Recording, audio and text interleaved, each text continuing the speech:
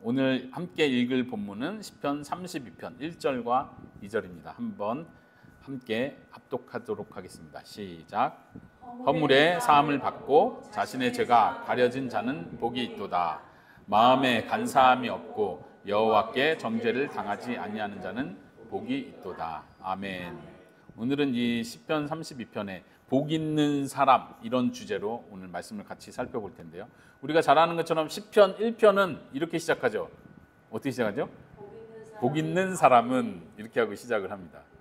악인의 꾀를 쫓지 아니하며 하면서 복 있는 사람이 어떠한 특징을 가지고 있는지를 쭉 1장에서 이야기를 합니다. 그리고 시편 2편은 어떻게 시작합니까? 시편 2편은 다른 내용인 것 같지만 사실은 시편 1편과 2편 자체가 시편 전체의 서론 역할을 하게 되어 있습니다. 그래서 시편 2편이 끝나는 마지막 절에 이렇게 표현합니다. 여호와께 피하는 모든 사람은 다 복이 있다. 생소하죠? 네, 복 있는 사람이 그런 사람이라고 말을 해줍니다. 이제 이 편에서는 특별히 하나님께서 내가 오늘날 너를 낳았도다 표현하면서 한 왕에 대한 메시아 예언에 대한 아주 중요한 시편이기도 합니다. 그래서 그 왕에게 입맞춰라. 그렇지 않으면 모든 자에게 저주가 있을 것이다. 이렇게 강력한 경고를 하면서 마지막에는 여호와께 피하는 모든 자가 복이 있다. 이렇게 마무리를 합니다. 이제 쭉 시편이 우리가 이번 주에 읽게 된 36편까지인데 쭉 읽어가다가 중요하게 32편에 와서는 중요한 주제를 다루고 있습니다. 여기서도 다시 복 있는 사람이 어떤 사람인지를 말하고 있는데 어떻게 표현합니까? 허물의 사함을 받고 죄가 가려진 자는 복이 있다. 아마도 시편 전체 중에 오늘날 우리가 이해하기 쉬운 복음의 내용을 잘 표현하고 있는 것이 아마도 32편이 아닌가 하는 생각이 듭니다. 여기서 보면 허물이 용서함을 받은 사람, 죄가 용서받은 사람, 그리고 죄가 가려진 사람이 복이 있다 이렇게 표현합니다. 언뜻 보기에는 좀 약간 너무 이거 죄를 졌는데 잘못을 했는데 그냥 다 덮어주니까 너 좋겠다. 좀 너무 쉽게 복을 이야기하는 게 아닌가 하는 생각이 들 수도 있겠지만 잘 생각해 보면 참된 복, 그것도 하나님 앞에 오늘 우리가 소요리 문답에서 잠깐 배운 것처럼 하나님 앞에서 의롭다 함을 얻는 것, 그것은 우리 자신에게서로부터 나오는 것이 아니죠. 그럼에도 불구하고 하나님께서 우리를 의롭다 해주시는 거예요. 너는 죄가 없다고 말해주시는 거예요. 여기서 표현한 것처럼 죄의 용서를 받았고 죄가 하나님 앞에서 가리워진 사람, 우리들이 그런 사람입니까? 예수님을 믿는 사람들, 예수 그리스도의 의를 의지하는 사람들이 그런 사람들입니까? 그렇습니다. 신약적인 관점에서 가장 복음을 잘 드러내주고 있는 시편이 시편 32편이 아닌가 하는 생각이 듭니다. 32편에서 아까 1절을 바꾸어 2절에 보면 마음에 간사함이 없고 여호와께 정죄를 당하지 아니하는 자는 복이 있도다. 이 두 번째 부분은 좀 더 쉽게 이해가 되는 것 같아요. 여호와께 정죄를 당하지 아니하는 자. 아까 1절하고 거의 일맥상통하죠. 죄가 용서함을 받고 죄가 가려진 자, 하나님께 정죄를 당하지 않는 자, 이런 개념들이 로마서 8장 개념과 비슷하죠. 더 이상 그리스도 안에 있는 자에게는 결코 정죄함이 없다 이렇게 했는데, 근데 이제 이 앞부분을 좀 설명해야 될 필요가 있을 것 같아요. 마음에 간사함이 없는 자는 복이 있다. 이게 어떤 뜻일까요?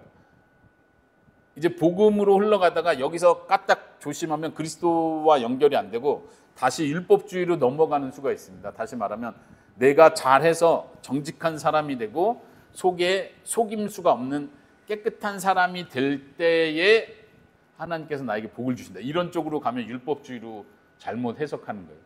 복음으로 가려다가 율법주의로 가는 경우가 있다는 얘기죠. 시편 1편도 그런 의미에서 위험성이 있습니다. 복 있는 사람은 악인의 꾀를 쫓지 않는다. 죄인의 길에 서지 않는다. 오만한 자의 자리에 앉지 않는다. 그러니까 우리가 1편을 적용하면서 어떻게 가요? 율법주의로 가는 거예요. 복을 받기 위해, 하나님의 은혜를 얻기 위해 죄인을 멀리해야 되고 교만한 자들을 멀리해야 되고 내 가는 길을 조심해야 되고 항상 하나님의 말씀을 주야로 묵상해야 되고, 이렇게 가면 복음을 붙드는 게 아니라 다시 율법주의로 가는 거예요. 내가 뭔가를 해야 하나님께서 나에게 은혜를 주시고 복을 주신다. 그래야 내가 복 있는 사람이 된다. 이건 성경 전체에 대한 왜곡이고 시편이 가리키고 있는 것이 아닙니다. 여기서도 마찬가지예요.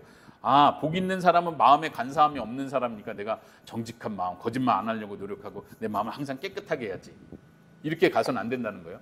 예수님께서도 이런 말씀하셨습니다. 복 있는 사람, 예수님께서 말씀하신 유명한 팔복에서도 무엇을 얘기하죠? 어떤 사람이 복 있는 사람이라고 말씀하세요? 마음이 가난한 자는 복이 있다. 애통하는 자는 복이 있다. 의에 줄이고 목마른 자는 복이 있다. 이 복 있는 사람이란 이야기를 쭉 우리가 살펴볼 때도 여기서도 똑같이 복음으로 가는 게 아니라 다시 율법주의로 가는 거예요. 아, 예수님이 이런 사람이 복 있다고 했는데 그래, 나는 마음이 가난해서 오직 하나님만 바라보고 늘 하나님 앞에서 애통하는 자가 돼야겠지. 내가 뭐 해야겠지. 이렇게 할 때 내가 복 있는 사람이 되겠지라고 생각할 때 위험하다는 얘기입니다. 이 시편 32편을 통해서 우리가 그걸 살펴보기 원하는데, 여기서 말하는 마음에 간사함이 없다는 건 우리가 행하는 어떤 복을 얻기 위한 조건으로서 말하지 않는다는 것을 제가 설명하고자 합니다. 시편 1편도 마찬가지고 예수님의 팔복도 마찬가지고 우리가 뭔가를 해서 복을 얻어낸다는 개념으로 복을 설명하고 있지 않습니다. 성경 그렇게 하지 않습니다. 하나님께서 복을 주신 사람, 하나님께서 먼저 택하시고 하나님께서 먼저 은혜를 주신 사람들은 이러한 특징을 가지고 있다는 걸 보여주고 있습니다. 자, 시편 32편은 좀 더 그 뒷부분을 같이 살펴볼 필요가 있는데요. 1절부터 총 11절까지 있는데 제가 중간은 빼고요. 다시 적어놨습니다. 이거는 지금 제가 개인적으로 제가 번역한 거예요. 제 성경 해설서에 있는 그 본문입니다. 여러 가지 이제 주석과 히브리어 원본을 이렇게 참고하면서 좀 제가 생각할 때 좀 우리가 이해하기 쉽게 표현한 건데요. 한번 1절부터 쭉 11절까지 쭉 같이 읽어볼까요? 시작. 범죄를 용서받고 죄가 가려진 자는 복되다. 여호와께서 죄악으로 여기지 않으시고 자신의 영에 속임이 없는 사람은 복되다. 제가 조용히 있으니 온종일 신음 속에 제 뼈들이 쇠약해졌습니다. 이는 밤낮으로 주님의 손이 제 위에 무거워 여름철의 가뭄처럼 제 진액이 빠졌기 때문입니다. 제 죄를 제가 주님께 아뢰고 제 죄악을 숨기지 않았습니다. 제가 여호와께 제 범죄에 대해 자백하자 주님께서 저의 죄악을 용서하셨습니다. 악인에게는 고통들이 많으나 여호와를 신뢰하는 자는 인애가 그를 둘러싼다. 여호와 안에서 기뻐하고 즐거워하라. 의인들아 기뻐 외쳐라. 마음이 정직한 모든 자들아. 아까 제가 2절에서 속임이 없는 사람, 우리 아까 읽었을 때는 어떻게 나왔었죠? 영에 간사함이 없는 자, 이렇게 했죠. 마음에 간사함이 없는 자. 제가 번역한 건 자신의 영에 속임이 없는 사람. 11절 마지막 절에도 보면 정직한 모든 자들아 너희는 기뻐 외쳐라 이렇게 표현합니다. 여기서 정직하다, 마음에 간사함이 없다, 속임이 없다, 이 표현은 내가 이렇게 하나님 앞에서 깨끗하다는 걸 증명하는 차원에서 이런 표현을 하는 것이 아니라 지금 3절, 4절, 5절을 잘 보십시오. 무슨 문맥에서 설명을 하고 있는지. 3, 4, 5절이 그 속임이 없는 사람이 무엇을 의미하는 건지, 정직한 사람이 어떤 사람을 의미하는지를 잘 보여줍니다. 보니까 제가 하나님 앞에서 조용히 있었는데 말을 하지 않았다는 거예요. 그랬더니 온종일 너무 괴로워서 제 뼈들이 쇠약해진대요. 4절에서 밤낮으로 주님의 손이 저를 무겁게 한대요. 그래서 제가 완전히 여름철에 바닥이 쫙 말라서 물 빠진 것처럼 제가 완전히 진액이 빠져버렸대요. 5절에 제가 제 죄를 주님께 아뢰고 제 죄악을 숨기지 않았더니 저의 죄를 범죄를 자백했더니 주님께서 저의 죄를 용서하셨습니다. 지금 1절, 2절이 바로 이 부분에 대한 설명입니다. 그러니까 영의 속임이 없다는 건 내 속에 있는 죄를 하나님께 고백한 사람을 가리키는 거예요. 마지막 11절에도 정직한 사람이라는 건 내가 지금까지 거짓말 안 하고 착하게 살아왔다 이런 뜻이 아니라 하나님 앞에 내가 솔직하게 하나님께 내 죄를 가리고 나 죄가 없습니다. 왜 저한테 죄를 물으십니까? 이렇게 말하는 것이 아니라 나의 죄를 말하는 사람이 정직한 사람인 거예요. 자기가 하나님 앞에서 마저 죄가 없는 사람, 깨끗한 사람인 척 하는 사람이 속이는 사람이란 얘기예요. 이해하시겠습니까? 우리가 잘못하면 반대로 이해할 수 있겠죠. 정직한 사람, 속임이 없는 사람은 내가 죄인이라고 말하는 사람입니다. 내가 죄가 없다, 나는 깨끗하다 하는 사람은 하나님을 거짓말하는 자로 만드는 자예요. 요한일서에서도 그런 표현이 있죠. 우리가 우리 죄를 자백할 때 하나님을 믿고서 우리 죄를 깨끗게 하실 것이다. 만일 자기가 죄가 없다 하면 자기를 속이는 거고 그 속에 진리가 없다. 하나님을 모르는 사람이다. 이렇게까지 표현하죠. 여기서도 표현하는 것이 그것입니다. 내가 내 죄를 하나님께 말하지 않을 때, 내 죄를 숨기고 있을 때 내 뼈가 사그러듭니다. 내 영혼이 막 바짝 말라갑니다. 그런데 하나님께서 우리에게 양심의 가책을 주십니다. 우리의 죄가 무엇인지 느끼게 하시고 말하지 않고는 버틸 수 없게 하나님께서 우리에게 은혜를 주십니다. 이것이 은혜입니다. 은혜가 무엇입니까? 우리의 죄를 깨닫게 해주시는 것. 이것이 성령의 역사죠. 우리가 아까 앞에서 살펴봤던 것처럼 성령님께서 우리를 효과적으로 부르실 때 하시는 일, 죄를 깨닫게 하시는 일입니다. 우리를 설득하시고 우리 마음을 새롭게 하셔서 예수님 앞에 나오게 하시는 일을 성령님께서 하십니다. 구약 성경도 이런 전제를 가지고 있습니다. 하나님께서 우리를 설득하시는 거예요. 하나님께서 우리에게 다가오셔서 내가 내 속에 숨겨놓은 죄가 하나님 앞에 고백되지 않고 그냥 시간이 지나지 않도록, 마치 다윗이 밧세바의 간통 사건과 이 모든 하나님 앞에 살인, 범죄 사건을 놓고 그가 하나님 앞에 숨기려 할 때 하나님께서 선지자를 보내시고 선지자의 말을 통해서 다윗이 그 안에 큰 죄책감을 느끼고 하나님 앞에 모든 것 죄를 토로하게 하셨던 것처럼, 하나님께서 그렇게 하셨던 것처럼 하나님께서 은혜 베푸는 자에게, 복 있는 자들에게 그 일을 하십니다. 다시 말하면 죄를 깨닫는 자가 복 있는 자예요.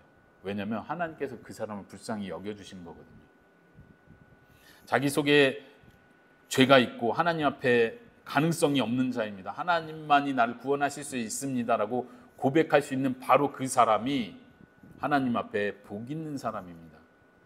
예수님께서 말씀하시는 것처럼 애통하는 그 사람이 복이 있는 사람이에요. 이건 세상의 가정과 다르죠. 세상에서 말하는 복은 그렇잖아요. 이제 눈물을 거두고 이제 기쁜 날만, 행복한 날만 있는 사람이 복 있는 사람이죠. 고난의 길이 이제 다 끝나고 이제 승승장구해서 물질적이든 주변 환경, 인간관계가 다 회복된 사람을 우리는 복 있는 사람이라고 세상에서 말합니다. 하지만 성경에서 하나님께서 우리에게 가르쳐주는 참된 복은 우리가 뭔가 잘 되고 고난에서 벗어나는 상태를 복 있는 상태라고 말하지 않고 도리어 우리가 죄를 깨닫는 상태, 우리가 지금 슬퍼하고 있을 수 있는 그 상태, 내가 하나님을 온전히 의지할 수밖에 없는 바로 그 상태가 복 있는 상태다, 복 있는 사람이다라고 우리에게 말해주고 있습니다. 믿으십니까? 우리가 이걸 믿을 수 있기를 바랍니다. 언제 이 믿음이 필요해요? 고난 가운데 있을 때. 그렇죠?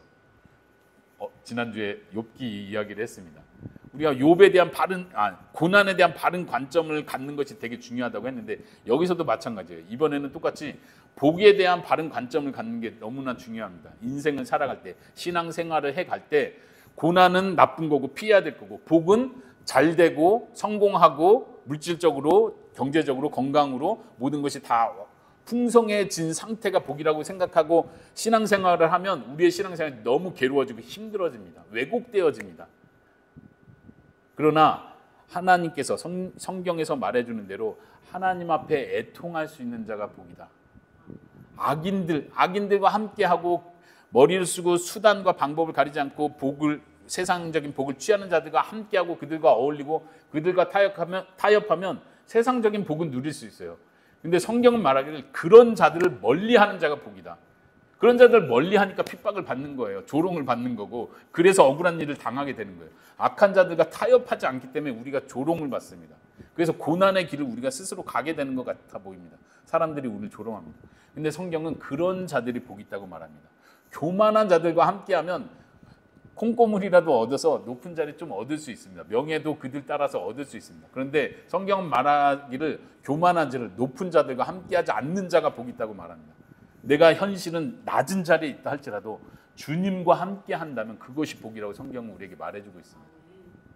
내가 완벽한 사람이 되고 성품이 거룩하고 성격이 좋고 죄를 짓지 않는 전혀 깨끗한 사람이 돼서 복을 받는 것이 아니라 내가 죄인입니다라고 하나님 앞에 나올 수 있는 그 마음 자세를 가진 자, 그 자가 하나님 앞에 복 있는 자입니다. 우리는 이렇게 복을 바르게 이해할 수 있기를 바랍니다. 언제까지요? 죽는 그날까지, 하나님 나라의 영광의 나라에 들어가는 그 순간까지 하나님, 저는 죄인입니다. 하나님 없이는 제가 한시도 살아갈 수 없습니다. 제 안에는 죄가 가득할 뿐입니다. 예수 그리스도의 의가 나를 덮어주시지 않으면 나는 하나님의 은혜 가운데 거할 수 없는 자입니다. 주님만을 의지합니다. 이러한 우리가 될 수 있기를 바랍니다. 참된 복은 어떤 것입니까? 다시 말하면 하나님께서 먼저 우리에게 가까이 와주시고 먼저 우리에게 은혜를 베푸셔서 죄를 깨닫게 하시고 하나님을 영접할 수 있도록 해주시는 것, 그것이 하나님께서 우리에게 주시는 복이라고 말할 수 있습니다. 특별히 신명기에 가서요, 신명기에서 모세는 이렇게 이스라엘 백성들에게 말합니다. 한번 들어보십시오. 우리 하나님 여호와께서 우리가 그에게 기도할 때마다 우리에게 가까이 하심같이 그 신이 가까이 함을 얻은 큰 나라가 어디 있느냐. 이스라엘 백성들을 향해서 기도할 때 그 신이 직접 와서 가까이 해준 그런 나라가 있느냐? 그런 신이 있었느냐? 없다. 여호와 하나님은 그런 하나님이시다. 우리가 기도할 때 우리에게 가까이 하신 하나님. 이것이 이스라엘에게는 큰 특권이었습니다. 다윗의 기도에서, 사무엘 하에 보면 다윗의 기도에서 이렇게 기도합니다. 한번 들어보십시오. 땅의 어느 한 나라가 주의 백성 이스라엘과 같으리이까 하나님이 가서 구속하사 자기 백성으로 삼아 주의 명성을 내시고 그들을 위하여 큰 일을 구속하신 백성 앞에서 행하셨사오며 주께서 주의 백성 이스라엘을 세우사 영원히 주의 백성으로 삼으셨사오니 여호와여 주께서 그들의 하나님이 되셨나이다. 지금 다윗이 고백하는 하나님께로부터 받은 복과 은혜를 뭘로 고백합니까? 하나님이 친히 오셔서 구속해 주셨다. 하나님이 친히 오셔서 자기 백성을 삼아 주시고 그들의 하나님이 되어 주셨다. 이것을 다윗은 하나님께 받은 은혜와 감사의 제목으로 기도를 하고 있습니다. 시편 64편에 가면 복에 대해서 이렇게 말합니다. 주께서 택하시고 가까이 오게 하사 주의 뜰에 살게 하신 사람은 복이 있나이다. 그렇습니까? 하나님께서 택하신 자들이 이미 복을 받은 자들입니다. 하나님께서 가까이 오게 해주신 자들이 복 있는 자들입니다. 우리가 하나님의 자녀가 되었습니다. 내가 무언가를 잘해서 내가 하나님의 자녀의 자격을 얻어낸 것이 아니라 나는 죄인이고 빛을 멀리하는 자였는데 하나님께서 우리의 마음을 새롭게 하셔서 하나님 예수 그리스도를 믿을 수 있는 마음을 주셨습니다.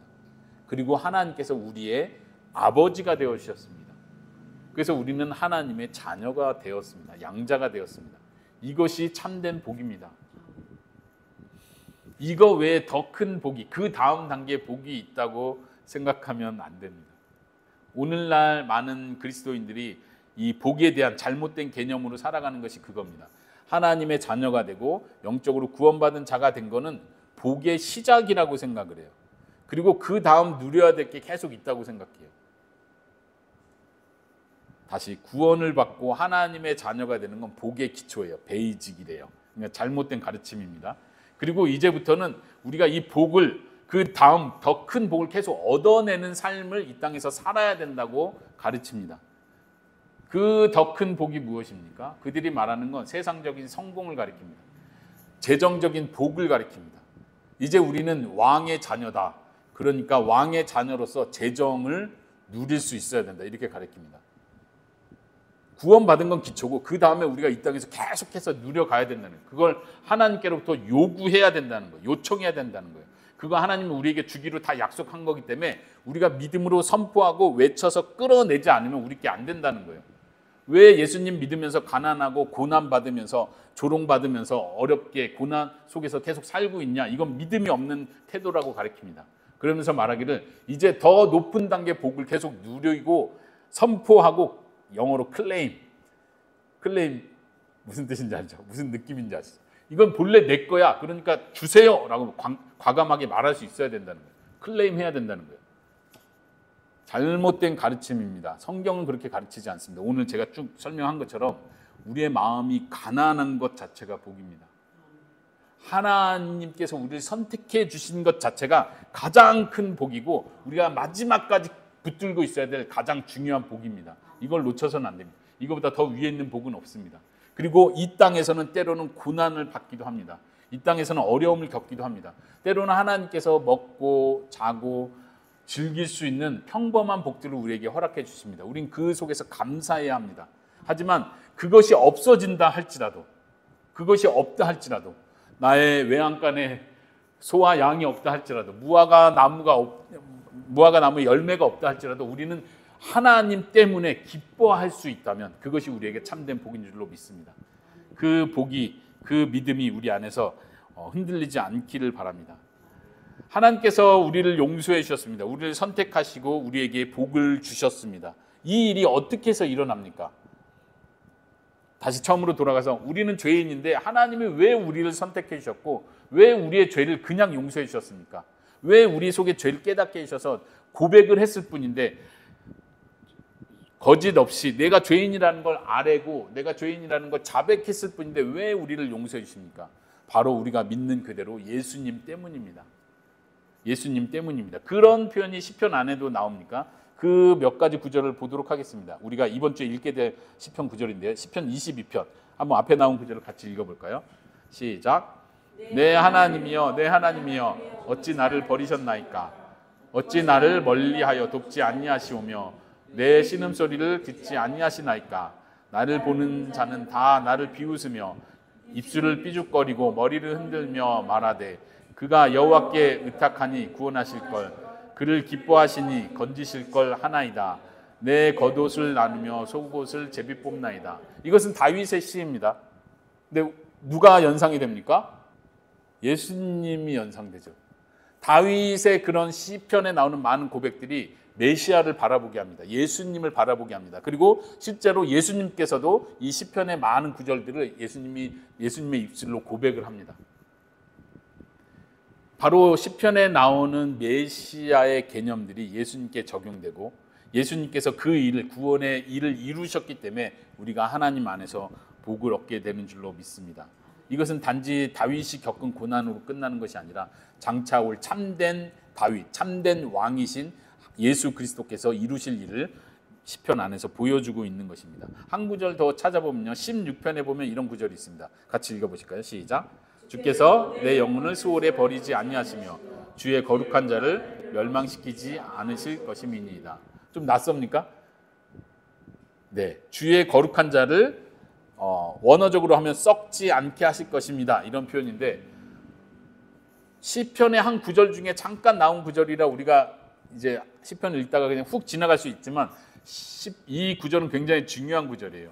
사도행전에서 사도들에 의해서 2번이나 인용된 구절입니다.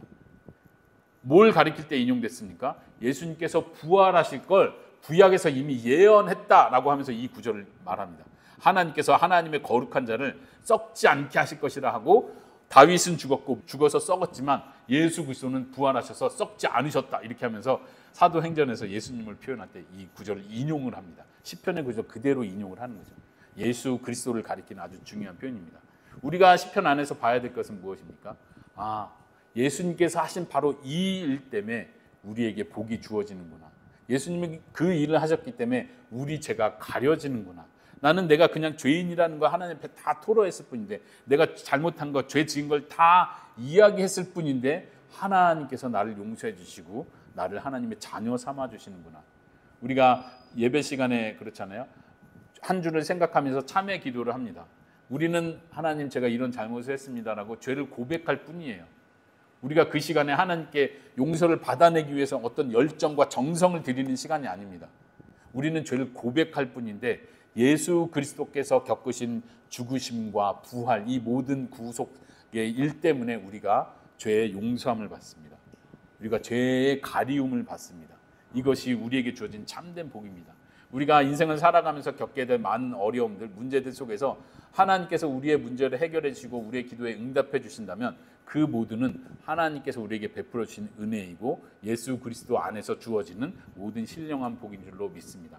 우리가 이 믿음에서 흔들리지 않는 한 주를 살기를 바랍니다. 이 시간 함께 기도하겠습니다.